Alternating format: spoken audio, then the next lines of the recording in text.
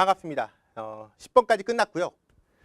제가 이게 개념 강의도 아닌데 되게 뭔가를 더 하려고 하고 시간이 다소 길어지고 있는데 11번부터 20번 빠르지만 좋은 해설 강의로 진행해 보도록 하겠습니다. 균형과 보조금입니다. 균형점 찾는 문제 정말 자주 출제되고 있고요. 그런데 요즘에 와서 수요 공급 그래프의 균형점 더 잘 찾아요, 여러분이. 수요 공급 그래프가 아니라 이렇게 표가 주어져 있을 때 균형점 찾는 문제가 자주 출제됩니다. 똑같습니다. 균형은 수요량과 공급량 같아지는 점. 근데 지금 보면 수요량과 공급량이 같아지는 점이 없어. 이럴 때는 범위가 만들어지는 거야. 지금 120, 110 여기가 더 크지? 130, 100 여기가 더 크지? 결국 같아지는 점은 요 사이에서 발생했을 거야. 이 균형 가격은 50원과 60원 사이가 되겠습니다. 자, 보죠. 기억. 균형 가격은 50보다 크고 60보다 작다. 왜냐하면 요 사이에서 크로스가 될 테니까. 니은. 균형 거래량은 뭐보다 클 수 없다. 이렇게 되어 있는데 이게 한 3년 전쯤에 수능 특강 교재에 나왔고 평가원에 나오면서 아주 히트쳤던 문제예요. 자, 이럴 때 어떻게 해야 되냐면 균형이 딱 보이지 않잖아. 범위를 구해요. 수요량과 공급량이 같아야 되는데 우선 수요량의 범위가 수직선에 표현해 볼게요. 50에서 60 사이의 균형점이 있는데 수요량의 범위가 100보다는 크고 120보다는 작아야 되거든. 그럼 여기가 100이라고 해보고요. 여기 120이라고 해볼게요. 수요량의 범위는 이렇게 돼요. 흰색으로. 자, 공급량은 50에서 60일 때 110에서 130이야. 그럼 여기가 110이라고 하고 여기를 130이라고 하면 공급량의 범위는 균형 가격에서 110에서 130이 됩니다. 균형이라는 건 둘이 같아지는 점이 균형이니까 이 공통범위, 마치 2차 방정식 부등식에서 범위, 근의 범위 구하는 것처럼 균형점은 110보다는 크고 공통인 120보다, 수요량 공급량의 공통인 110에서 120 사이가 됩니다. 그러니까 120보다 클 수 없는 거야. 맞아요. 그래서 표가 주어져 있을 때 이렇게 분석하는 거 연습해 보시고요. 디귿. 자, 이런 거 좋아. 소비자에게 보조금을 지급하면 균형 가격은 얼마보다 높아지겠는가 이렇게 되어 있습니다. 우선 이게 지금 그래프 아니지만 그래프로 생각을 해봐. 수요자에게 보조금을 지급하면 보조금만큼 수요 곡선 위로 올라간다고 했어요. 그럼 균형점의 가격은 높아져요. 지금 원래 가격이 50과 60 사이였는데 60보다 높아지는 건 맞아. 근데 그게 얼마가 되겠느냐. 이거 균형점 찾는 거 해볼 겁니다. 자, 누구에게? 소비자에게. 항상 우린 단위당 얼마 일정한 보조금을 줘요. 그러면 공급량은 전혀 변하지 않고 그대로입니다. 왜? 보조금은 수요자한테만 줬거든. 그럼 수요량이 변하는데 이런 거야. 내가 가격이 60원을 가볼게요. 지금 현재 가격이 60원이라고 하면은 원래 100개를 사려고 했는데 얼마를 받은 거야? 30원을 보조금을 받는 거예요. 그러면 나는 그 가격이 60원이 아니라 30원을 받아서 60원을 내니까 실제로는 내가 30원만 지불하는 거로 느끼는 거예요. 60원이 아니고 30원 보조금 받으니까 30원일 때 수요량을 가는 거야. 30원일 때 수요량이 몇 개예요? 160개입니다. 그래서 이 100을 어떻게 바꾸는 거냐면 160으로 바꾸는 거야. 이 작업을 여러 차례 수능에서 물어봤어요. 평가원이. 다시 볼게요. 70원의 가격엔 80개밖에 안 사. 근데 보조금을 30만큼 지급하게 되면은 나는 70원이 아니고 실제 지불하는 가격은 40원만 지불하는 거거든. 그러면 내가 사라는 양은 원래 80보다 70원일 때보다 더 많은 40원일 때 몇 개? 140개가 되거든. 자, 이렇게 바꿔가는 거예요. 그래서 30원의 보조금을 줬다는 거는 70원일 때 몇 개 사냐 하면 140개 사려고 하고요. 그때 공급량이 150입니다. 누가 더 커요? 공급량이 더 큽니다. 공급량이 수요량보다 크면은 그건 균형이 아니지. 같아야 균형이니까. 팔려는 게 많으면 가격은 하락 압력을 받으니까요. 70원보다는 더 낮은 가격이 될 거예요. 70원보다 더 높은 가격이 되려면 이게 150이면 이쪽은 150보다 컸어야 되거든. 수요량이. 그래서 가격 상승 압력을 받을 텐데 140이니까 70원보다는 높아지는 게 아니고 낮아질 것이다가 맞아요. 이렇게 문제 출제한 겁니다. 50에서 60 사이니까 혹시 보조금 30 주면은 80에서 90 사이가 되지 않을까라고 생각하는 친구가 있을 수 있거든. 그렇지 않다는 얘기야. 그렇게 문제 출제했고요. 내가 만들었지만 참 잘 만들었구나. 리얼. 최고 가격을 35원으로 정하면 초과 수요량은 이렇게 돼 있어요. 50개보다 클 것이다. 이렇게 돼 있습니다. 지금 보면 40원이 있고 30원이 있는데 35원은 요 사이에 있습니다. 40원일 때 초과 수요량은 몇 개냐면 50개입니다. 근데 우리한테는 40원이 아니라 35원일 때를 물어보고 있는 거거든. 40보다 가격이 떨어지면 수요량은 증가할 거고요. 40보다 가격이 떨어지면 공급량은 감소할 것입니다. 그럼 원래 50보다 더 큰 차이가 날 거거든. 따라서 수요량은 50개보다 클 것이다. 초과 수요량 50개보다 큰 거 맞아요. 답은 그래서 기억, 리을, 리을.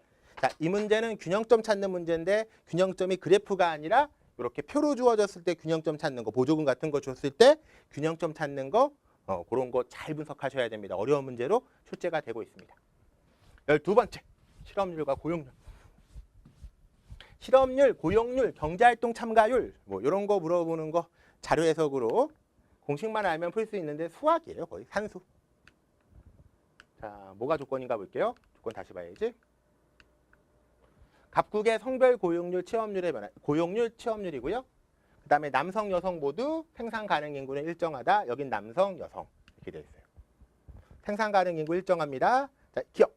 실업률은 증가하였고 여성 실업률 일정하다 이렇게 되어 있습니다. 취업률과 이렇게 할게. 다 안다고 생각해요. 실업률 합하면 100이 돼야 돼요. 근데 남자 쪽에 취업률이 떨어졌거든. 자, 이게 떨어지면 얘는 당연히 오르는 거야. 남자 실업률은 증가한 거 맞아요. 자, 여성 같은 경우에는 취업률이 일정하단 말이야. 취업률이 일정하면 실업률도 그대로 일정해야 돼요. 시기별로.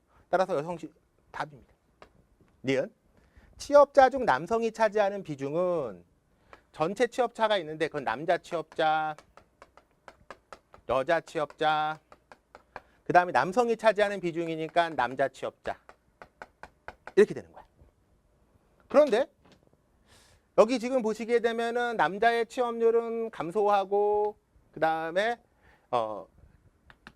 남자의 실업률은 어떻게 보면 증가했어요. 지금 뭐가 일정하냐면은 고용률은 또 일정해요. 고용률이 일정하다는 얘기는 고용률은 15세 인구에서 취업자 곱하기 100이거든. 생산 가능 인구 일정하다고 했습니다. 그래서 분모값도 일정하고 이 전체 값이 일정하다는 얘기는 취업자도 변하지 않은 거야. 그러면 취업자 수도 일정해. 아, 남자의 취업자 수는 지금 일정하구나 라는 걸 알 수 있습니다. 얘는 안 변했어. 우선 여자 취업자가 어떻게 된다 봐야 됩니다. 자, 여자 쪽으로 가볼게요. 취업률이 일정하긴 한데요. 뭐가 증가했냐면 고용률이 증가했어요. 여자도 15세 이상 인구는 일정하다고 주어져 있습니다. 조건에. 그런데 그중에 취업자가 차지하는 비중이 고용률인데 예전에 비해서 커졌어. 얘가 일정한데 이 전체 값이 커졌다는 얘기는 여성의 취업자는 증가했다는 얘기거든. 그래서 여성의 취업자는 증가했으니까 요건 증가한 거야. 이건 일정하고. 전체 취업자는 남취, 여취, 남취인데 남자 취업자가 차지하는 비중은 분모값만 커졌으니까 이 전체 값 어떻게 되겠어요? 낮아지겠지. 그래서 남성이 차지하는 비중은 증가한 감소한 겁니다. 아, 여러분 이 문제는 어려운 문제라고 하지 않습니다. 이 문제는 진짜 100% 자료 해석 문제고 결국 이런 유형의 패턴 문제 많이 풀다 보면 잘 잡힐 거예요.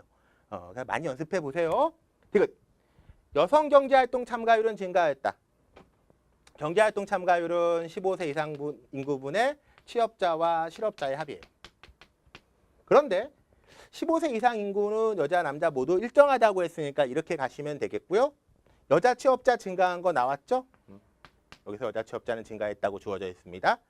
여자 실업자가 어떻게 됐을까의 부분인데 제가 쓰지 않고 볼게요. 취업률이 일정합니다. 취업률 어떻게 구하냐? 쓰겠네. 취업률 이렇게 구하는 거야. 곱하기 100. 100은 빼겠습니다. 지금 여자의 취업자가 증가하게 되면은 원래는 취업률이 커져야 되거든. 그런데 이 값이 일정해졌다는 얘기는 전체 값이 일정하다는 건 취업자만 증가한 게 아니고 실업자도 같이 증가해야지만 일정해집니다. 같은 퍼센트로 증가해야지만 결국 얘도 증가한 거야. 그러니까 15세 이상 인구분의 취업자와 실업자 수가 차지하는 비중이 경제활동 참가율인데 얘도 증가하고 얘도 증가했으니까 결국 어떻게 이 값은 커지겠죠? 그래서 증가한 게 맞습니다. 리얼. 여성 실업자 수의 증가분은 취업자 수의 증가분과 같다 이렇게 되어 있습니다. 여성 실업자 수의 증가분과 취업자 수의 증가분이 같은 게 아니라 여성의 취업률이 지금 같다는 얘기는 여성의 취업자도 증가하고 실업자도 증가했을 때 퍼센트가 같아야 돼요. 그러니까 증가분이 아니라 증가율이 같아야 됩니다. 이거 이렇게만 좀 설명할게요. 나머지 산수는 여러분이 한번 고민해 보십시오. 답은 기억과 디귿 넘어갈게요. 세 번째 이윤 극대화. 2단원에서 기업 파트의 이윤 극대화를 물어봅니다. 총수입, 총비용 뺀 게 이윤 극대. 이윤이 커지고 가장 커진 점 찾는 겁니다. 문제 볼게요. 가장 보편적인 문제입니다. 생산량을 늘려갈 경우, 다만 이걸 제가 추가 수입, 추가 비용 이렇게 놨습니다. 보통은 평균 수입, 평균 비용 많이 주고요. 정말 쉬운 문제는 총수입, 총비용 줘서 그냥 빼면 이윤이 나오게 줍니다. 자, 1번. 4개를 생산할 때 이윤이 극대화된다. 추가 수입과 추가 비용이 있으면 이런 겁니다. 추가적으로 하나 생산하게 되면 수입이 더 크지? 그럼 생산합니다. 이윤이 얼만큼 증가하냐면 7만큼 생기거든. 더 크지? 이윤이 증가합니다. 생산해야지. 더 크지? 생산합니다. 더 크지? 생산합니다. 플러스 이만큼. 더 작네? 그럼 이윤이 감소합니다. 어디까지 생산해야 되는 거야? 4개까지만 생산하면 됩니다. 맞아요. 내 마음이 못 돼가지고 다 옳지 않은 것을 만들었어. 문제 만들고 보니까 미안해요. 옳지 않은 것, 옳지 않은 것, 옳은 것도 있어야 되는. 2번. 재화의 가격이 일정하게 하락하고 있다. 여러분, 재화의 가격이 일정하면요. 가격이 일정하면 평균 수입이 일정해져요. 평균 수입이 일정하다는 거는 추가적인 수입도 계속 일정해야지 평균 수입이 일정합니다. 근데 지금 추가 수입이 떨어지고 있잖아. 추가 수입이 떨어지고 있으면 평균값도 떨어지고요. 가격도 떨어지고 있는 거야. 이렇게 보면 됩니다. 추가 수입이 원래 13이었다는 건 하나 팔았을 때 13만 원에 판 거지. 근데 둘 팔게 되면은 추가적으로 11이 더 들어온다는 거는 합해서 24가 된 거야. 총 수입이. 2개 팔아서 24라는 거는 하나에는 얼마에 판 거야? 12에 판 거예요. 여긴 13이었는데 12에 파니까 24가 된 거지. 거기다가 세 번째 거는 추가적으로 9만큼 더 들어왔다고 하면 33이 된 거예요. 3개를 팔아서 33이 됐다는 거는 하나당 같은 가격을 받는다면 11이어야지. 이런 식으로 13, 12, 11, 19 이렇게 되게 만든 거예요. 자료내가. 그래서 재화의 가격은 일정하게 1만큼씩 떨어지고 있습니다. 맞아요. 한번 총비용이 감소하는 구간이 있다. 요거 노린 겁니다. 6, 5, 4. 비용이 감소하고 있네? 그러면 안 됩니다. 추가 비용이라고 했어요. 그러니까 하나 만들었을 땐 6이면 총 비용은 뭐냐면은 하나밖에 없으니까 6이에요. 둘 만들 때 추가적으로 5만큼 들었다는 거는 총 얼마 2개 만들면 6과 5니까 11인 거야. 3개 만들 때 추가적으로 4가 들었다는 건 3개 만들면 15 이런 식이 되는 거야. 이 값이 플러스로 더해진다는 얘기는 총값은 어떻게 되면 점점 커지고 있는 겁니다. 이게 총비용이 감소하는 구간이 있으려면 마이너스 값이 하나라도 있어야지. 전체적으로 봤을 때 총비용이 감소하는 구간이 있다가 아니라 없다라고 보시면 됩니다. 4번 손재 한번 확인해 보시면 되겠고요. 5번 단위당 생산 비용이라는 표현이 뭐냐면 하나당 평균적인 비용을 물어보는 거야. 그러니까 모모당 생산 비용이랑 단위당 생산 비용이라는 건 전체 총 비용을 그 다음에 전체 생산량을 나눠주면 됩니다. 그 정도만 얘기할게요. 넘어가죠. 14번째. 5단원의 환율 문제 하나 더 넣습니다. 아까 보았던 그 10번까지의 문제에서 보았던 건 환율의 결정, 달러의 수요와 공급이 만나는 데서 그래서 수요 공급 요인 정확히 아는 거 문제였고요. 이거는 환율이 변했을 때 유불리해지는, 유리해지고 불리해지고 뭐 이런 거 따져보는 문제가 또 하나가 자주 출제되고 있습니다.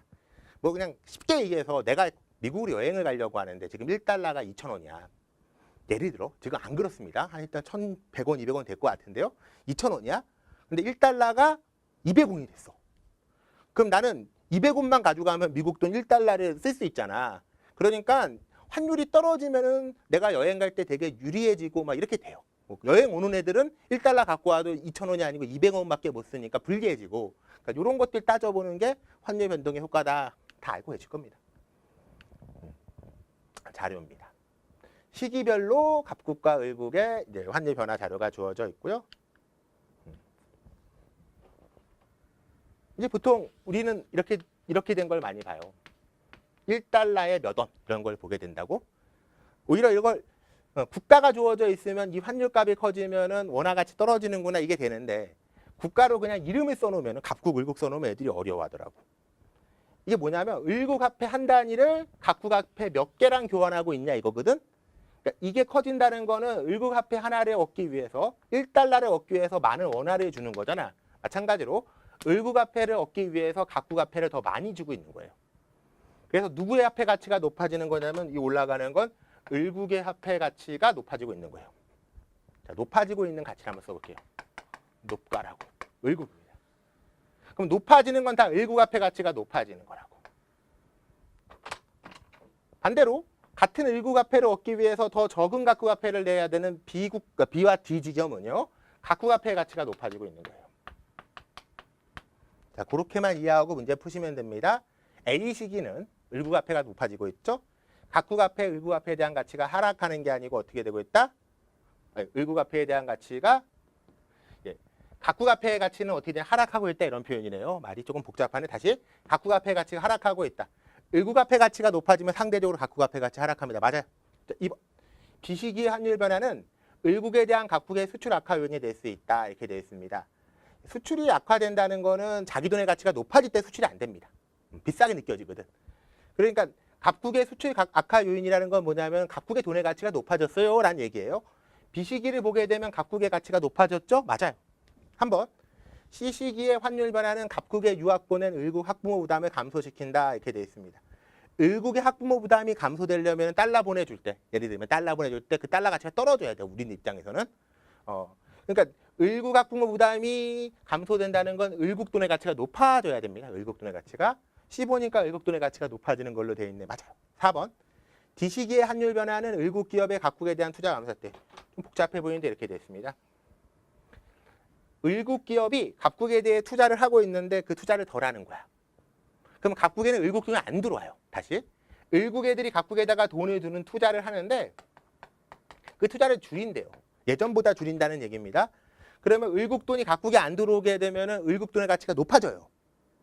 각국 돈의 가치는 떨어지고 을국 돈의 가치는 높아지는 거야, 상대적으로. 그래서 을국 돈의 가치가 높아진다 이런 얘기예요. D시기는 각국 돈의 가치가 높아지거든. 복잡해 보이나 사실은 매우 명확한 어떤 딱 구성이 되어 있는 문제라 이거 잘만 따져보시면 답이 4번이구나라는 걸 확인할 수 있습니다. 5번. A와 C 시기의 환율은 각국의 물가 상승 요인이다 이렇게 되어 있습니다. A와 C는 누구의 돈의 가치가 높아진 거냐면 을국화폐 가치가 높아지고 각국 화폐 가치가 떨어졌습니다. 돈의 가치가 떨어진 국가는 물가 상승 요인이 발생합니다. 예를 들면 수출이 잘 되고요. 그 들어온 게 돈의 양을 증가시켜서 물가가 높아집니다. 예를 들면 돈의 가치가 떨어진 나라가 다른 나라에서 수입하려고 하면은 수입 물건 가격이 비싸져서 물가가 상승하는 요인이 됩니다. 네, 맞아요. 넘어갑니다. 15번째입니다.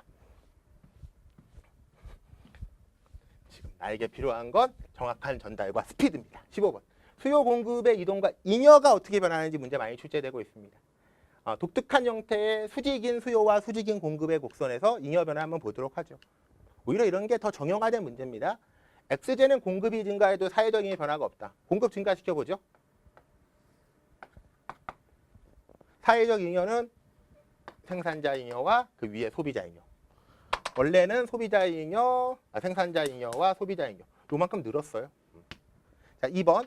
Y제는 수요가 증가해도 사회적 잉여는 변화가 없다. 수요가 증가합니다. 사회적 잉여는 균형점에서 소비자 잉여와 생산자 잉여. 새로운 균형점에서 소비자 잉여는 동일하나 생산자 잉여 더 커졌습니다. 변화가 있어요. 3번. X제의 수요가 증가하면 사회적 잉여는 증가한다. X제가 수요가 증가하면 이거 잘 못하는 친구 우리 수업을 들으면 다 알 텐데 수요가 증가했다는 것 모든 가격의 사는 양이 증가하고 수직일 때도 오른쪽으로 가면 됩니다. 이렇게 되면 예전의 균형점에서의 수요, 공급 생산자 잉여, 소비자 잉여 이랬고요. 새로운 점에서의 소비자 잉여 더 커졌고 생산자 잉여 커졌고요. 소비자 잉여 더 커졌습니다. 따라 사회적 잉여 증가합니다. 나머지 거 안 할게요. 답은 3번 분석해 보시면 됩니다. 이거 그래프가 이게 잘 분석이 안 되는 친구들은 개념에서 아직 그래프 변화를 잘 모르는 거야. 특별한 경우에 그래프 분석과 잉여 잘 정리해 주시면 되겠습니다. 16번째. 2005년부터 수능이 시작돼서 이제 2018 수능을 맞이하게 됩니다, 여러분은. 그러니까 14년째 이제 수능이 심화상구로 경제라는 과목이 있는데 경제 안정화 정책, 경기 안정화 정책 거의 반드시 출제되고 있습니다. 오늘 또 나올 거예요. 총수요를 움직이는 건데 증가 또는 감소시켜서 물가 잡을까, 실업 잡을까? 사회자 있습니다. 현재 경제 상황에 대한 대책은 무엇입니까? 지급 준비 인하예요. 소득세율 인하예요. 둘 다 지급 준비율을 낮춰도 총수요 증가하고요. 소득세를 낮춰도 총수요 증가합니다. 그래서 둘 다 총수요 증가시켜서 경제 성장시키겠다는 얘기야. 실업 잡겠다는 얘기입니다. 물가는 포기하고 실업 잡는 쪽으로 가는 겁니다. 그런데 지급준비율은 금융정책, 중앙은행의 정책이고요. 소득세율은 중앙정부의 정책입니다. 그러니까 그게 주체가 좀 다른 거야. 금융정책, 재정정책. 보죠. 기억. 갑은 총수요 증가시키는 맞아요. 그걸 확장이라고 합니다. 근데 재정정책이 틀렸어요. 이렇게 낸 적이 한 번 있습니다. 그냥 이거 맞네? 이렇게 가게 되거든? 근데 확장 정책은 맞는데 이건 확장 금융정책, 확장 재정정책이야. 몰라서 틀리는 게 아니고 잘 못 봐서 틀리는 경우들이 있어서 그런 함정 같이 한번 넣어봤습니다. 틀렸어요? 2번, 니은. 의뢰정책은 실업률 낮추는 대신 물가 상승시킬. 맞아요. 총수요 증가하게 되면 실업률을 잡지만 물가 높아집니다. 갑도 마찬가지고요. 디귿. 갑은 총수요 증가 정책 맞고요. 을은 총공급 증가 정책, 경기 안정화 정책은 총공급 정책을 거의 못 쓰고 있습니다. 왜냐하면 공급 곡선을 움직이기가 어렵기 때문에 소비나 투자나 정부 지출을 움직이는 금리, 지준율, 재할인율 또는 세입세출 이런 거 바꾸고 있는 겁니다. 아니야. 갑은 물가의 문제보다는 실업의 문제를, 갑을 모두 물가보다 실업의 문제를 맞습니다. 경제 안정화 정책은 딱 틀이 있는 거야. 그 틀에서 총수요를 증감시키는 걸로 물가 실업 잡는 거 정확하게 분석하시면 되겠습니다. 17번째 금리와 금융상품. 아까 6단원 문제가 이제 두 문제가 보통 출제가 되는데 거의 반드시 나오는 게 명목이자율에서 물가상승률, 실질이자율이에요. 아까 문제. 금리가 근데 너무 중요한데 사실 금리가 어떻게 결정되는지 이자율이거든. 이자율이 어디서 결정되는지 자금의 수요와 공급에 의해서 결정됩니다. 그리고 금융상품이라고 하는 거는 은행에서 다루는 뭐 예금 상품도 있고요. 그다음 적금 상품도 있고요. 예.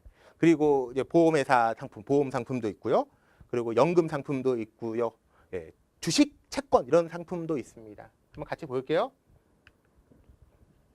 자금 시장에서 금리의 변화 방향을 예상하는 자료이다. 지금 A식인데 금리, 이자율이 높아질 수도 있고 그대로 갈 수도 있고 떨어질 수도 있겠지. 지금 대한민국의 이자율 매우 낮습니다. 예. 더 떨어질 수도 있고 그대로일 수도 있고 높아질 수도 있잖아. 이에 따라서 사람들의 합리적 선택은 달라지는 거라고.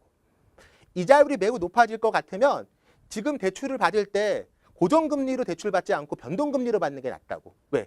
이자율 떨어지면은 금리가 더 낮아지니까 더 적은 이자 부담을 하게 되잖아. 근데 내가 예금자라면 지금 이자율 더 떨어질 것 같으면 지금 고정금리로 이자를 받는 게 나중에 이자율 떨어지면은 변동금리면 이자율 내 거 떨어지거든. 뭐 이런 판단도 할 수 있는 거예요. 다시 한번 볼게요. 1번. 자금에 대한 수요가 증가하면 수요와 공급에 의해서 이자율이 결정되는 거야. 돈 꾸는 시장에서. 근데 자금에 대한 수요가 증가하면 꿀려는 사람이 많아지는 거면 이자율 어떻게 높아져요. 그래서 가로 이동한다는데 맞아요. 네, 이 얘기는 하나 하고 갈게요. 요 근래에 불법 대부업체 사채업자들을 보니까 이자율을 몇 프로라고 해야 돼? 정확하게 보면 7,000%? 이게 너무 못된 거 아닙니까? 7,000% 도대체 뭔가 했더니 예, 하루 지나면은 또 이자가 붙고 하루 지나면 이자가 붙고 7,000%는 지금 미친 이자거든요. 예, 그건 거의 협박인 거죠. 100만 원 꺼가지고 나중에 한 7천만 원 받아가는 그런 형태거든. 나쁜 놈들. 예, 조심해야 돼요. 다시 이 얘기하려는 게 아니었구나. 자금에 대한 수요가 증가하면 이자율 높아집니다. 맞아요. 나로 변화할 때 자금의 수요만 증가해서는 안 돼요. 자, 이자율이라는 게 자금의 수요와 자금의 공급이 만나 여기서 이자율 금리가 결정된다고 하고 거래량이 결정된다고 하면 자금의 수요가 증가하면 이자율 높아져야 되는데 나는 일정하거든. 그러려면 뭐가 같이 증가해야 되면 공급도 같이 증가해야 됩니다.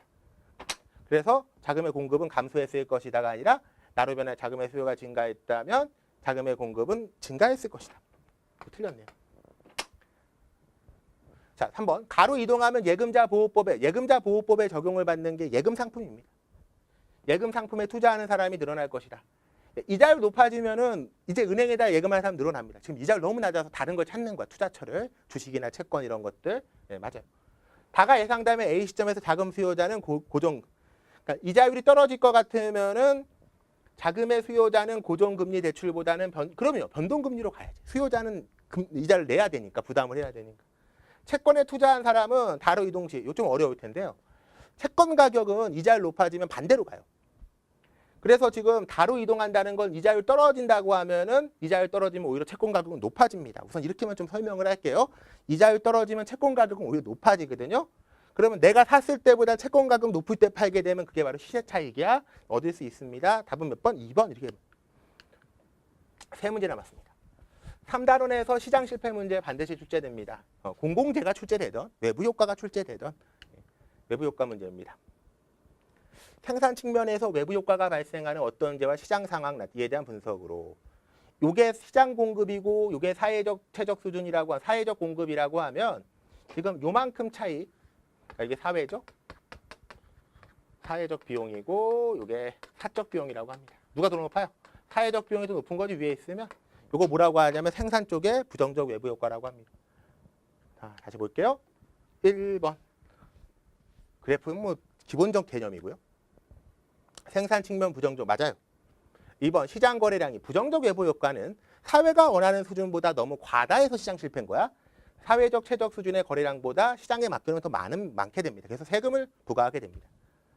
재화 한 단위 생산에 P형, P1만큼 조세를 부과하면 시장 공급과 사회적 최적 수준의 공급을 일치하게 된다. 보지요.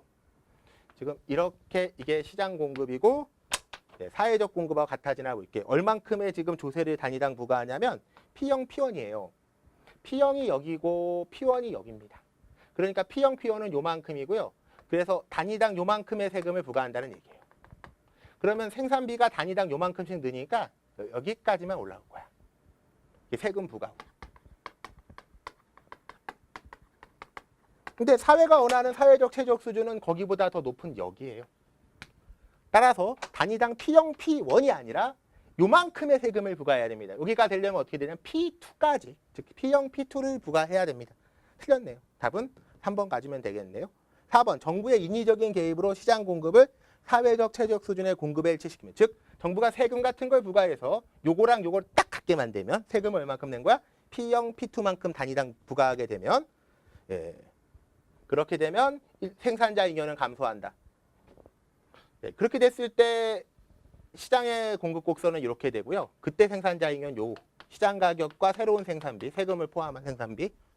예전의 생산비는 여기였거든. 그래서 요만큼이거든요. 면적이 줄죠. 생산자 잉여 감소하는 거 맞고요. 소비자에게 세금을 부과해도 외부 효과는 개선될 수 있다.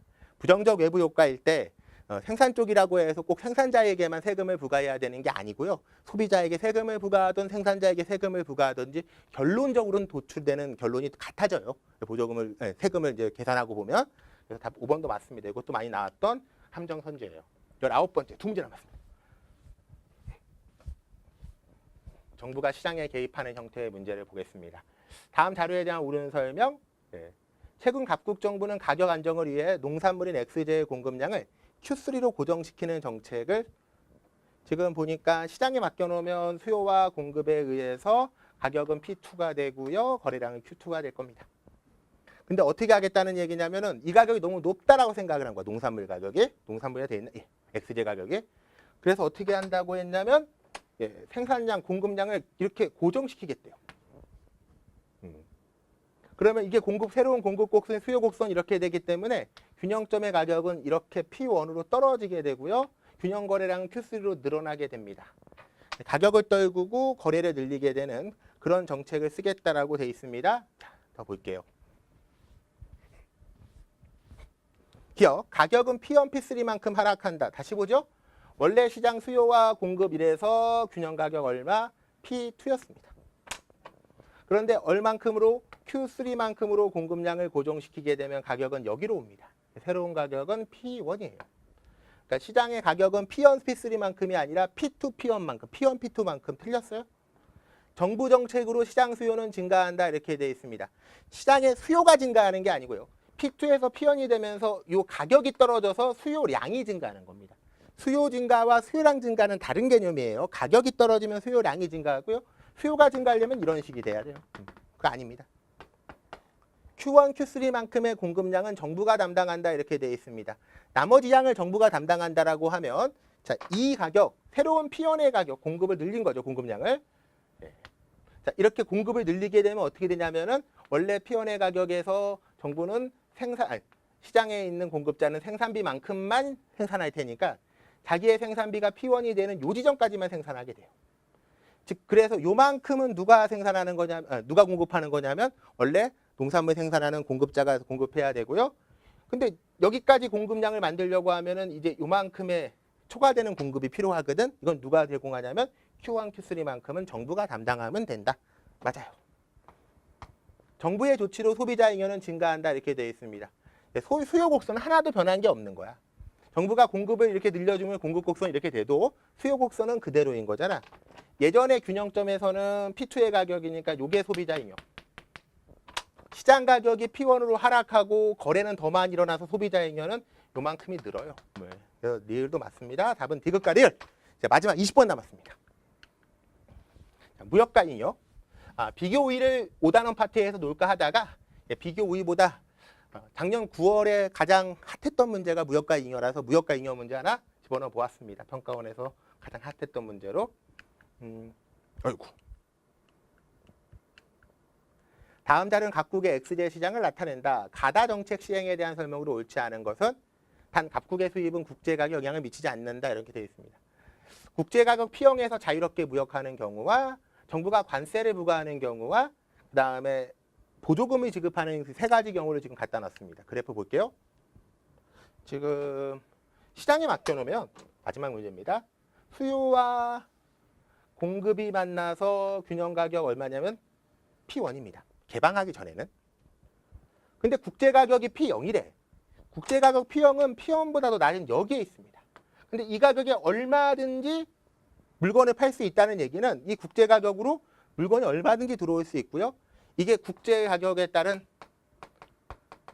새로운 공급 곡선이 될 수 있습니다. 그러면 이 국가의 시장 가격은 P1에서 P0으로 떨어지게 돼 있어요. 그리고 국내 생산자는 이제 여기까지만 생산하게 됩니다. 공급 곡선과 새로운 가격이 만나는, 그래서 G만큼의 생산자 잉여를 갖게 되죠. 예전보다 C만큼이 날아가게 됩니다. 그러면 이 가격에서 이만큼의 초과 수요량이 초과 수요가 발생하는데 이건 초과 수요가 아니고 뭐가? 수입이라고 하는 걸로 메꿀 거야. 수입량이 될 거야. 얼만큼이? Q1, Q4만큼이 이제 수입량이 되는 겁니다. 그리고 소비자 잉여는 새로운 시장 가격과 원래 수요 곡선 사이의 면적 훨씬 더 늘게 되죠. 자, 이게 너무 크니까 나 같은 경우는 어떻게 관세를 부과하는데 P0, P1만큼 부과한대요. P0, P1만큼 지금 세금을 부과하게 되면은 관세를 여기까지 부과하는 거예요. 그럼 원래 가격이 되거든. 그러면은 무역 전과 지금 교역 전과 교역 후의 가격이 똑같아지는 상황이 되기 때문에 들어오는 수입량에 관세를 매긴 걸 하게 되면 원래 가격과 동일하니까 이제 무역을 할 필요가 없어집니다. 원래 소비자가 원래 생산자가 제공하던 그 균형 가격 P1에서 거래하게 됩니다. 국제가격 P0에서 자유롭게 무역하고 국내 기업에게는 P0, P1만큼의 보조금을 지급한다 이렇게 되어 있습니다. 마지막 D입니다. 다입니다. G가 아니라. P0이라고 하는 국제가격에 이렇게 자유롭게 무역을 하고요. 그럼 이 가격으로 들어옵니다. 그런데 국내 기업에게는 P0, P1만큼의 P0, P1이면 요만큼이거든. 보조금을 줘요. 이게 국내 공급 곡선이에요. 맞지? 그러면 단위당 이만큼의 공급자에게 생산비를 보조해주면 생산비가 이만큼 떨어집니다. 그럼 P0, P1이니까 딱 요 높이가 P1이거든? P0은 여기까지고요. 그러면 요 공급 곡선이 어떻게 되냐면 요 밑으로 떨어져야지. 그래서 뭐 이런 식이 될 거예요. 국내 공급 곡선이 이렇게 증가하게 되고요. 그러면은 국내 공급자는 예전보다 더 많은 생산을 늘리게 됩니다. 그래프가 되게 정확히 지금 잘 안 보여서 아마 이게 Q2로 갈 것 같은데 다시 한번 보도록 할게요. 선지까지 해서 보겠습니다. 자, 1번. 가정책을 실시하면 수입액은 얼마가 됩니까? 이렇게 되어 있습니다. 가정책은 P형의 가격에서 그냥 이렇게 무역을 열어놓는 겁니다. 그러면은 수입량은 Q1에서 Q4만큼 늘는 걸 하겠죠. 그래서 수입액은 P0의 가격에 Q1, Q4 맞습니다. 2번. 소비자 잉여의 크기는 가하고 다하고 나하고 어떤가 이렇게 되어 있습니다. 우선 가 같은 경우에 소비자 잉여는 그냥 열어두면 요만큼.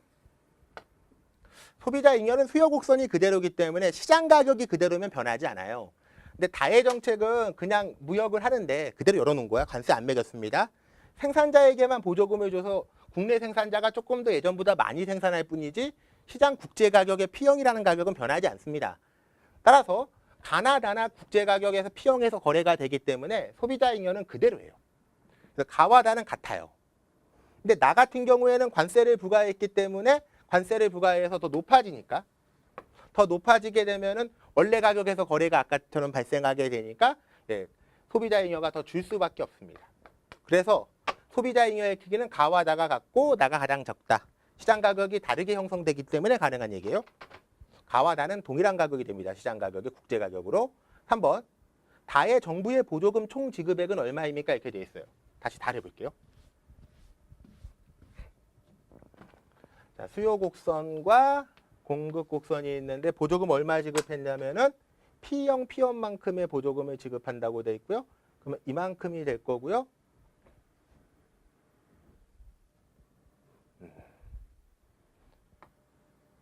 P형 P1 요만큼이고요. 그러면 이제 이렇게 될 겁니다. 자, 이럴 때 다의 정부의 보조금 총액은 얼마가 됩니까? 그랬는데 이게 지금 떨어져 가지고 만나는 지점이 결국은 국내 생산자가 생산하는 국내 공급량이 되는데요.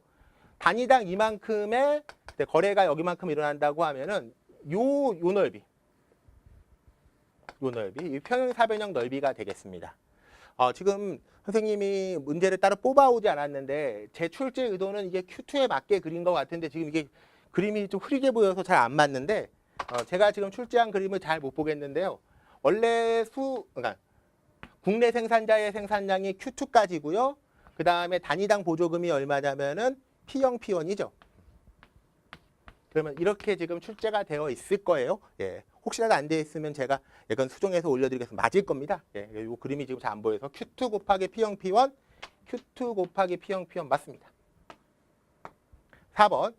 가의 사회적 잉여와 나의 소비자 잉여와 생산자 잉여의 차이는 얼마입니까? 이렇게 되어 있습니다. 다시 볼게요.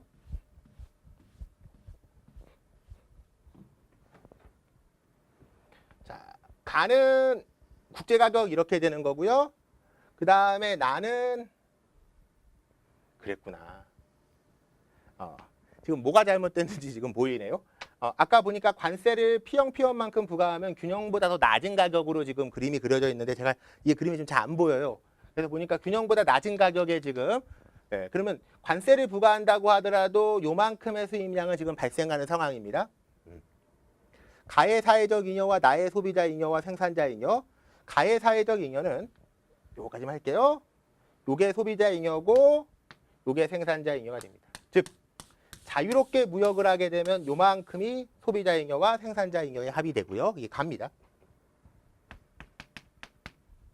자, 관세를 이만큼 P1만큼 부과하게 되면은 어떻게 되냐면은 여기까지만 거래가 발생해요.